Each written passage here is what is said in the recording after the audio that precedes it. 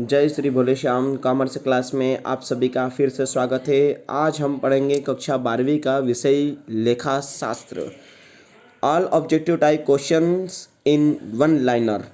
आज हम शुरू करते हैं पार्ट 6। दायित्वों में कमी फर्म का लाभ होता है। त्याग के अनुपात की दशा में साझेदारी को पूर्व की तुलना में नुकसान होता है। अच्छे फर्म ख्याति को अपलिखित कर देते हैं।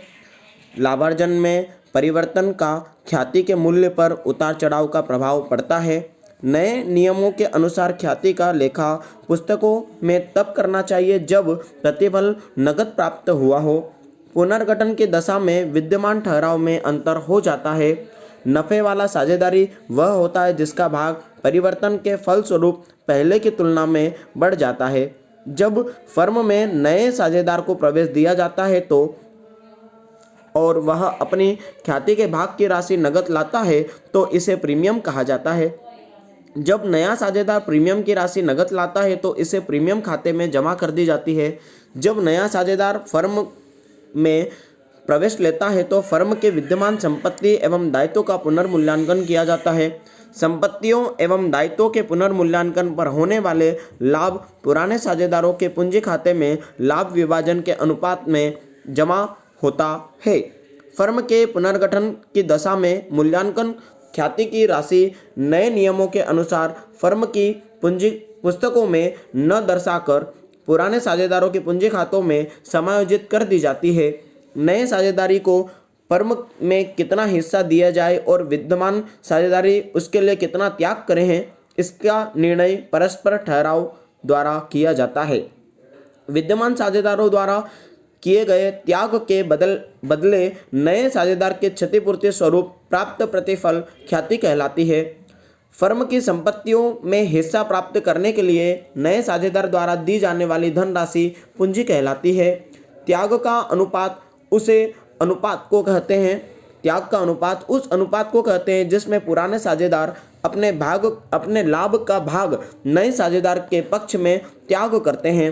फर्म के पुस्तकों में ख्याति का लेखा तभी किया जाना चाहिए जब ख्याति के बदले किसी मौद्रिक प्रतिफल का भुगतान किया गया हो। नए साझेदार द्वारा लाई गई प्रीमियम की नकद राशि विद्यमान साझेदारों के पूंजी खाते में उसके त्याग के अनुपात में जमा की जाती है।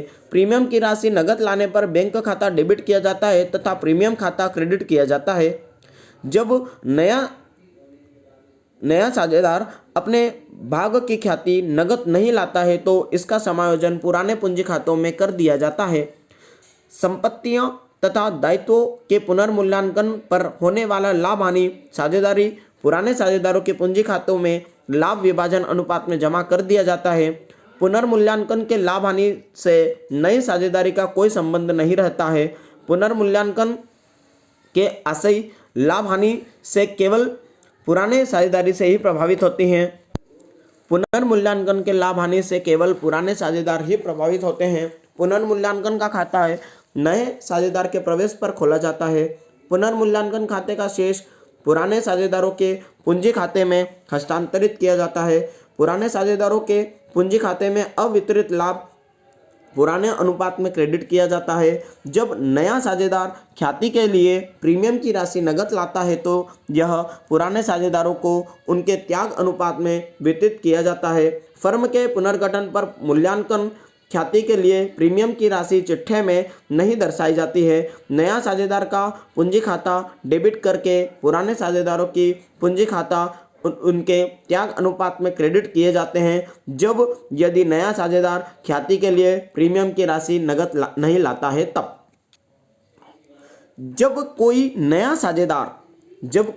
नया साझेदारी अपने आप की ख्याति नकद लाता है तो इसे प्रीमियम खाते में जमा कर दी जाती है। नए साझेदार द्वारा लाई गई प्रीमियम की राशि पुराने साझेदारों को उनके द्वारा नए साझेदार के हित में किए गए त्याग के अनुपात में जमा की जाती है। पुनर्मूल्यांकन के लाभ हानि में नई साझेदारी का कोई संबंध नहीं रहता है।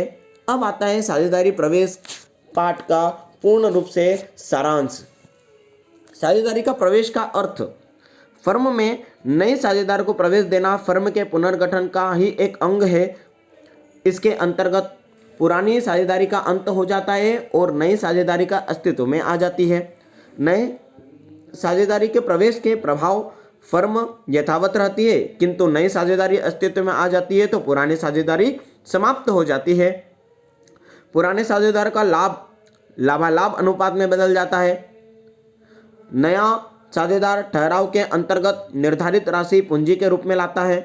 नई साझेदारी को फर्म के संपत्तियों पर अधिकार प्राप्त हो जाता है। फर्म के दायित्वों के लिए नई साझेदार भी जिम्मेदार बन जाती है। संचित लाभ हानि, संचित कोष, लाभ हानि खाते का शेष आदि का समायोजन अर्थात पुराने साझेदारी के पूंजी खाता अथवा चालू खाते में डेबिट या क्रेडिट हो जाता है। संपत्तियों का पुनर्मूल्यांकन तथा दायित्वों का पुनर्मूल्यांकन हो जाता है और इस पर होने वाला लाभ या हानि साझेदार के उनके पुराने खातों में वितरित की जाती है। पुराने साझेदारों के चिट्ठे में विद्यमान ख्याति अपलिखित कर दी जाती है। ख्याति के लिए प्रीमियम की राशि नया साझेदार लाता है तो वह पुराने साझेदारों के पूंजी खाते में पुराने साझेदार द्वारा नए साझेदारों के लिए किए गए त्याग के अनुपात में जमा कर दी जाती है। नई साझेदारी को प्रवेश देने के लिए या औचित्य पूंजी को फर्म को जरूरत होना, पूंजी का फर्म को जरूरत होना, योग्यता तथा अनुभव का उपयोग करना, प्रतिस्पर्धा समाप्त करना, फर्म के कारोबार का उचित संचालन करना, तेजी से प्रगति करना, विद्यमान दक्ष कर्मचारी को पुरस्कृत करना, विदेश में फर्म के व्यवसाय का विस्तार करना, मृतक या निवृत्ति साझेदार के रिक्त स्थानों की पूर्ति करना। नए साझेदार के अधिकार, फर्म के संपत्ति में अधिकार, फर्म के लाभों में अधिकार। नए साझेदार के प्रवेश के समय दिए जाने वाले आवश्यक समायोजन कौन कौन से होते हैं? पूंजी के अंशदान का निर्धारण, लाभ के भाग का निर्धारण, ख्याति के लिए प्रीमियम का मूल्यांकन एवं लेखांकन, संपत्तियों का पुनर्मूल्यांकन एवं दायित्वों का पुनर्मूल्यांकन, अवितरित लाभ हानि संचयी कोष आदि का वितरण, फर्म की पूंजी का समायोजन।